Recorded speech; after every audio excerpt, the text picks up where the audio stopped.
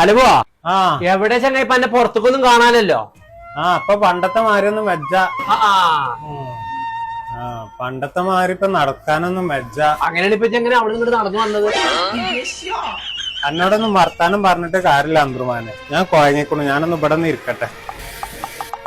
വല്ലതും തിന്നോ? ഇല്ലേ, ഒന്നും തിന്നിട്ടൊന്നുമില്ല. കുട്ടികളൊന്നും ആക്കി തരാനൊന്നും ഇല്ലപ്പോളേ. കൊടുന്നരാനൊന്നും ഇല്ല അല്ലേ? ഇല്ലേ, അതിനൊരു വജ്ജുണ്ടോ? കുട്ടികളെയും മക്കളെയും നോക്കേണ്ട ആവശ്യമൊന്നും ഇല്ലടോ. നമ്മളെ പെരിന്തൽമണ്ണങ്ങാടി ഈ ആപ്പമ്മ നെക്കിയാ കിട്ടാത്ത ഒരു സാധനം ഇല്ലടാ. പറഞ്ഞ ആപ്പമ്മ നെക്കിക്കാം. അതൊക്കെ ഞാൻ എപ്പോഴോ നെക്കി.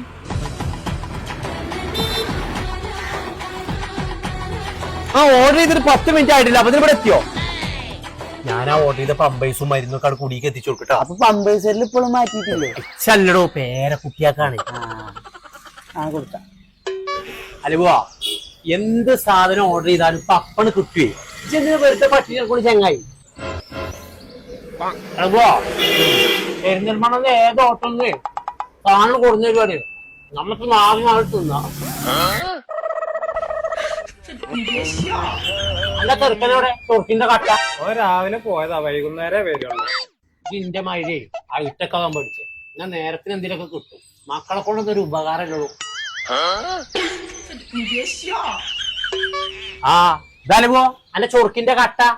ഇതെന്താ വാപ്പാക്ക് കഞ്ഞിൻ ചോറൊന്നും കൊടുക്കാതെ പോയിന്നത്? ഞാൻ കഞ്ഞിൻ ചോറും വെക്കാൻ നിന്നാലേ കുടുംബം മട്ടിനാവൂലേ? ഞാൻ മണിക്ക് പോലെ 10 രൂപ ഉണ്ടാവുക. എന്നോട് ആരാ കഞ്ഞിൻ ചോറും വെക്കാൻ വേണ്ടി പറയുന്നത്? ഇതുമണി നെക്കി കഴിഞ്ഞാലേ പെരിന്തൽമണ്ണങ്ങാടിന്ന് എല്ലാ സാധനങ്ങളും കിട്ടും. ഫുഡും കിട്ടും, പച്ചക്കറിയും കിട്ടും, മരുന്നും കിട്ടും, ഒക്കെ കിട്ടും. ഇത് വെറുതെ എന്തിനാ തന്നെ പട്ടിണി കിട്ടുന്നത്? ഇതൊന്നാണ് നോക്കാം. ഇത് പെരിന്തൽമണ്ണങ്ങാടി മൊത്തം ഉണ്ടല്ലോ. അങ്ങനെ ഞാൻ വേഗം ആപ്പൊന്ന് കയറ്റി കൊടുക്കേ. ആ പാവത്തിന് വെറുതെ പട്ടിണി കിട്ടിട്ട്.